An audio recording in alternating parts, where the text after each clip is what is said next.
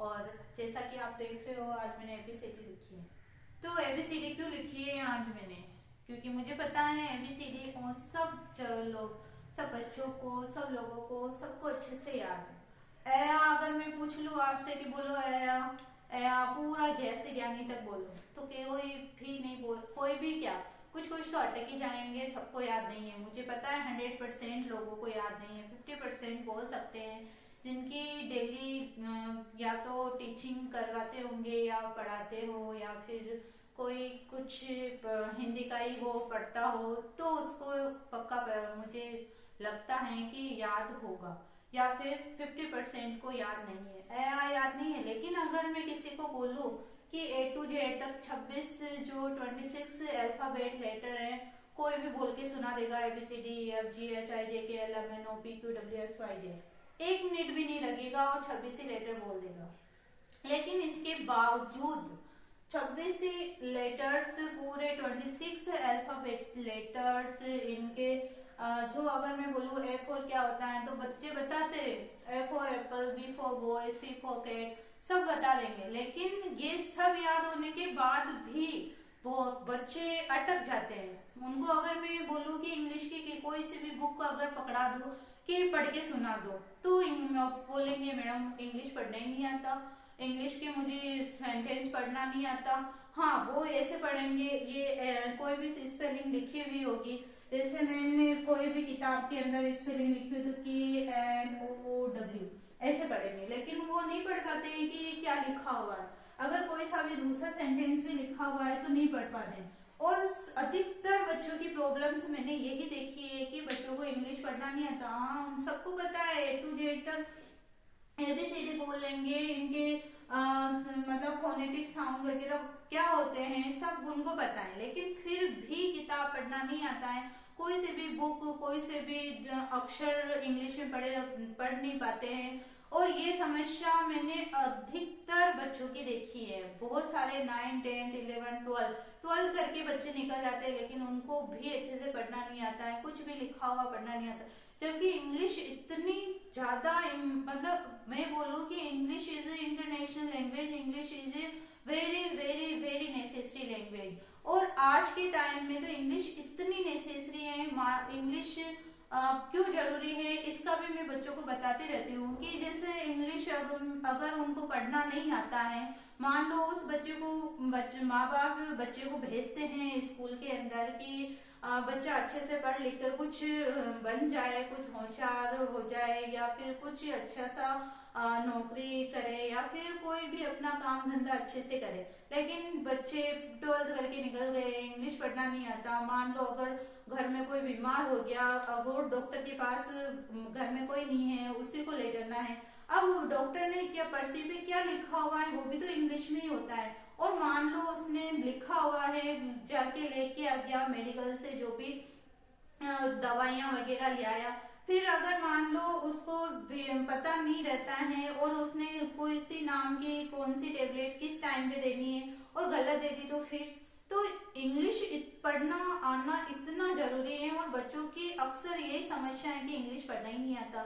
और मैं इंग्लिश का सबसे आसान तरीका है, मैं कभी बच्चों को कोई बारकड़ी याद नहीं कराती हूँ कि इंग्लिश की बारकड़ी और जो हिंदी में आती है क ख ग उस तरह से इंग्लिश की बारकड़ी याद करो, कै की कू सारी मात्राएं याद करो, नहीं।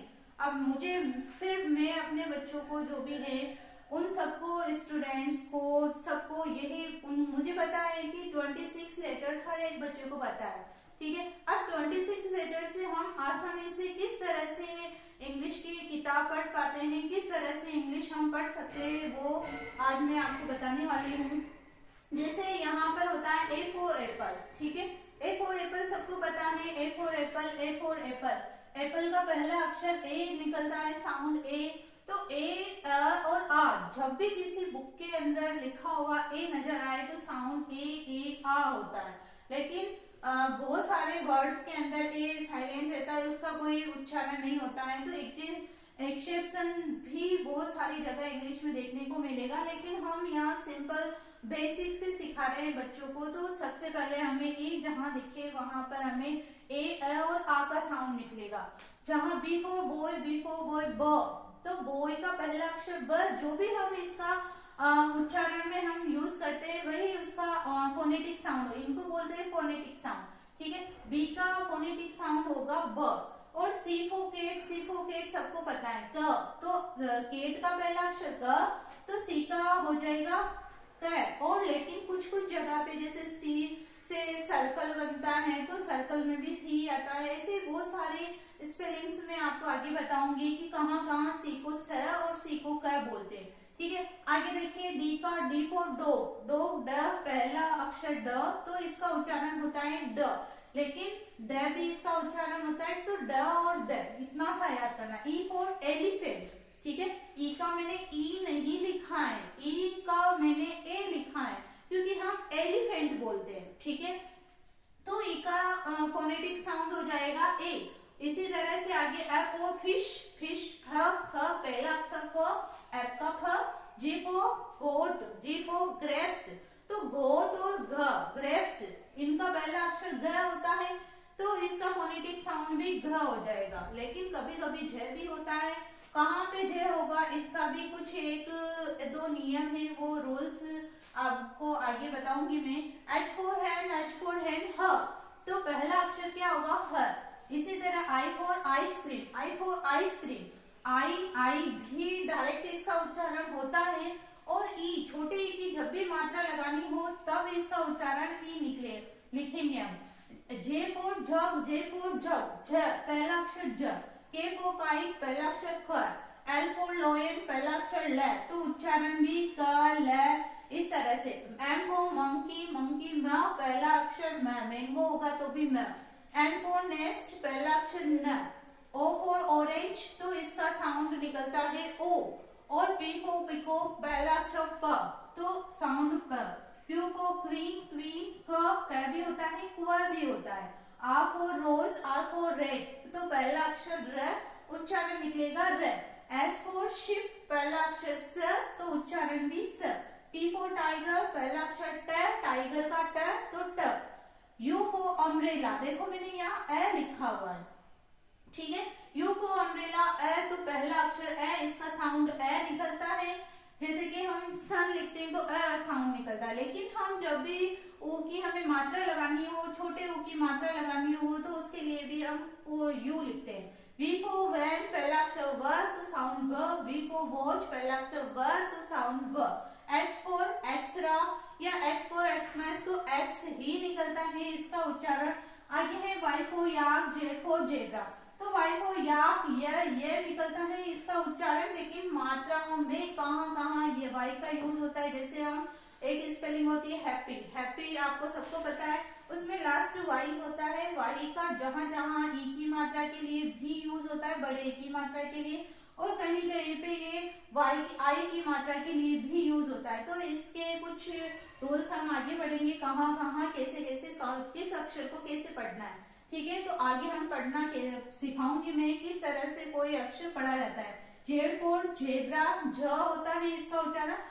अब इन 26 लेटर्स के फोनेटिक साउंड मैंने यहाँ पे लिखे हैं और अच्छे से समझा भी दिए हैं। अब याद करने में आपको ज्यादा दिक्कत नहीं आएगी, ए को आराम से याद कर सकते हो। बी का ब, सी का क, डी का ड, ई का ए, एफ का फ, जी का घ, एच का है, आई का ई और आई, जे का झ, के का क, एल का ल, एम का म, एन का न, ओ का ओ, पी का प, क्यू का क्व, आर का र, एस का स, टी का ट, यू का अ, वी का व, बी का व, डब्ल्यू का व, एक्स का एक्स, वाई का य, जेड का जे।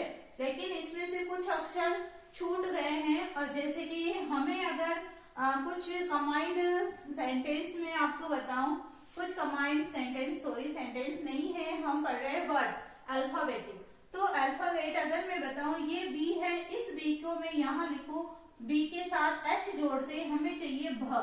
जैसे मुझे भारत लिखना है तो भारत के लिए बी एच हम लिखेंगे भ। जैसे सी के साथ जैसे मैंने एच लगाया तो ये बन गया च, ठीक है। अगर मुझे च लिखना है तो हम क्या लिखेंगे, सी एच च के लिए, और यहाँ पर अगर सी एच के साथ एक च और लगा दो, एक एच और लगा दो, तो ये बनेगा छ, ठीक है। जब भी सी एच एच देखो तो उसे क्या बोलोगे, छ। ठीक है। अब जैसे जी है तो जी के साथ एच लगाओ तो ये बनेगा घड़ी वाला ग, ठीक है। और इसी एच को मैं जे के साथ भी लगा हुआ आप देखते हो बहुत सारी स्पेलिंग्स के अंदर, तो ये बनता है झ झंडे वाला। इसके बाद हम के हैं तो के साथ एच लगाया तो ये बनेगा ख से खरगोश वाला। एल के साथ नहीं लगता है, एम ओ पी के साथ लगेगा। तो पी के साथ जैसे एच लगा तो आप देखते हो बहुत सारी स्पेलिंग फोन की है तो फ, ठीक है। अब जैसे आर है, इस आर के साथ लगा तो ये बनता है ढ। जैसे हम पढ़ते हैं चित्तौड़गढ़ हो गया, कोई भी गढ़ लिखना है तो आर एच लिखते हैं। इसके बाद आर हो गया एस, एस के साथ एच लिखते हैं तो एस का बनता है श, ठीक है। टी ये वाला श भी है और ये वाला, दोनों श के लिए एस एच लिखते हैं। इसके बाद टी है, टी के साथ एच लिखते हैं तो ये बनता है थ। और इसके बाद हम देखते हैं एच को डब्ल्यू के साथ, तो डब्ल्यू के साथ इसका उच्चारण जैसे वॉट, ठीक है, डब्ल्यू एच ही होता है। ये हो गए कुछ कंबाइंड कॉन्सोनेंट साउंड। और इसके अलावा कुछ ये तो हो गए 26 लेटर्स और कुछ कॉन्सोनेंट साउंड। अब जैसे कि कोई अक्षर आपको पढ़ना है, ठीक है, जैसे कि मैं अगर इसी पे देखो ये लिखा हुआ है कुछ एक वर्ड्स, जैसे यहाँ लिखा हुआ है ये वर्ड। अब यहाँ पे एम ए आर के इस तरह से अगर आपको पढ़ना है, क्या पढ़ोगे, एम का साउंड म, एम का म की आर की मात्रा लगी तो माँ, ये र है आधा र, ठीक है, इस तरह से लिखते हैं आधा र।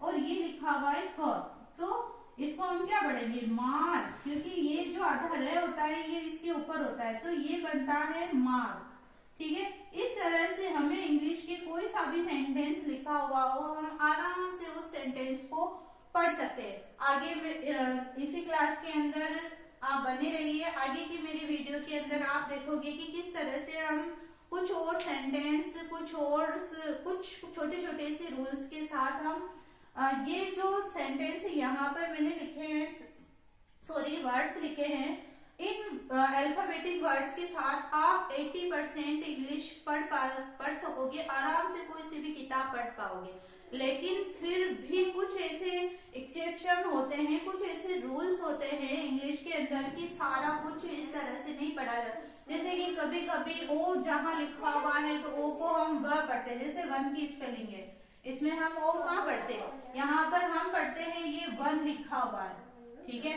तो फिर आप कहोगे कि मैडम ने तो ओ का साउंड ओ बताया था लेकिन वन की स्पेलिंग में तो ओ आता ही नहीं है।